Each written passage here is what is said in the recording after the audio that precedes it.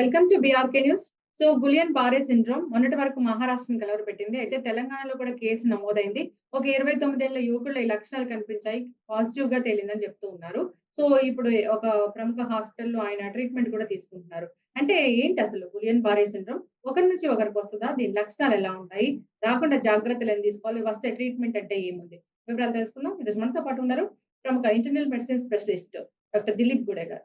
Doctor గారు నమస్తే అండి. నమస్తే అండి. డాక్టర్ గారు, గులియన్ పారే సిండ్రోమ్ అనేది ఒక నాడీ వ్యవస్థను దెబ్బతీసే ఒకలాంటి జబ్బు. ఇది బాక్టీరియా, వైరస్ వల్ల వస్తుంది. మహారాష్ట్రలో విపరీతంగా కేసులు నమోదయ్యాయి. ఒక 2, 3 డెత్స్ కూడా జరిగాయని చెప్పారు. అయితే ఇప్పుడు ఇది తెలంగాణలో కూడా వచ్చిందని చెప్తున్నారు. ఏంటి డాక్టర్ గారు ఇది? ఫస్ట్ ఆఫ్ ఆల్ ఇదొక కమ్యూనికబుల్ డిసీజ్ కాదు అండి. ఒకళ్ళ ద్వారా ఇంకొకళ్ళకి పాకే వ్యాధి కాదు. హ్మ్. పెద్దగా మనం టెన్షన్ తీసుకునే ఇది అవసరం లేదు. ఓకే. కాకపోతే ఒక పాకెట్ ఆఫ్ ఇన్ఫెక్షన్ అంటాం. అంటే ఒక గ్రూప్ ఆఫ్ ఒక లొకేషన్‌లో ఆహ్, కొంతమందికి రావటం. కామన్‌గా బాక్టీరియానేమో క్యాంపైలోబాక్టర్ జెజునై అనే ఒక హ్మ్. బాక్టీరియా. దెన్ సైటోమెగాలో వైరస్ కానీ, రోటా వైరస్ కానీ ఇట్లా కొన్ని వైరస్‌లు ఐడెంటిఫై చేసాము. కానీ ఐడెంటిఫై చెయ్యనివి చాలా ఉన్నాయి. హ్మ్. అంటే మనకు తెలియని వైరస్‌లు గాని, బాక్టీరియాలు గాను అంటే ఇంప్లికేట్ అయినవి చాలా ఉన్నాయి. హ్మ్. సో, 30% ఆఫ్ ద టైమ్ మనకసలు దేనివల్లొచ్చింది అని కూడా చెప్పలేము. ప్రిసీడింగ్ వైరల్ ఇన్ఫెక్షన్ ఉంది అన్న విషయం కూడా మనకు తెలీదు. ఓకే. కొంతమందికి viral infections can be sub clinical.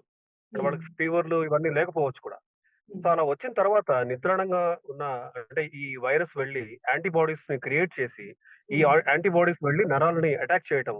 Then హ్మ్. అది మెల్లగా కాళ్ళ నుంచి దెన్ థైస్ కానీ, అబ్డోమెన్ గాని, చెస్ట్ కానీ అట్లా మెల్లగా పైకి వెళ్ళటాన్ని హ్మ్. అసెండింగ్ పారాలిసిస్ అంటాము. హ్మ్. సో, ఒక్కసారి పైకి అంటే చెస్ట్ వైపు వెళ్ళిందనుకోండి, అది బ్రీతింగ్ మజిల్స్ కదా! అవి గనుక హ్మ్. పారాలిసిస్ అవుతాయి. ఇంకా బ్రీతింగ్ డిఫికల్టీ ఉంటుంది. అప్పుడు వెంటిలేటర్ అవసరం కూడా పడుతుంది.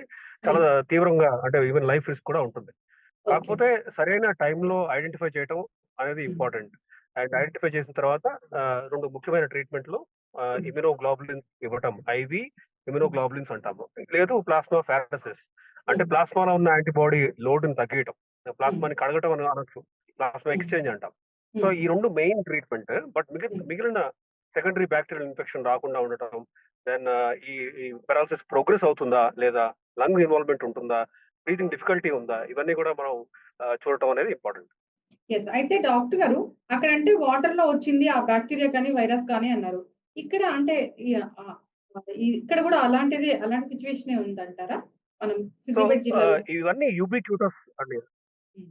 యూజువల్‌గా మనం తినే ఫుడ్ అవ్వచ్చు, తాగే వాటర్‌లు గాని ఎక్కడైనా ఉండొచ్చివి. సో, మనం అక్కడ మహారాష్ట్రలో జరిగిన ఔట్ బ్రేక్‌ని తెలంగాణలో 1 ఆర్ 2 కేసెస్ ఉంటే, ఈ రెండిటిని హ్మ్. లింక్ చేయాల్సిన అంటే లింక్ చేయటం కరెక్ట్ కాకపోవచ్చు. హ్మ్. ఎందుకంటే it it is not linked. Isolated events అని కూడా అనొచ్చు మనం.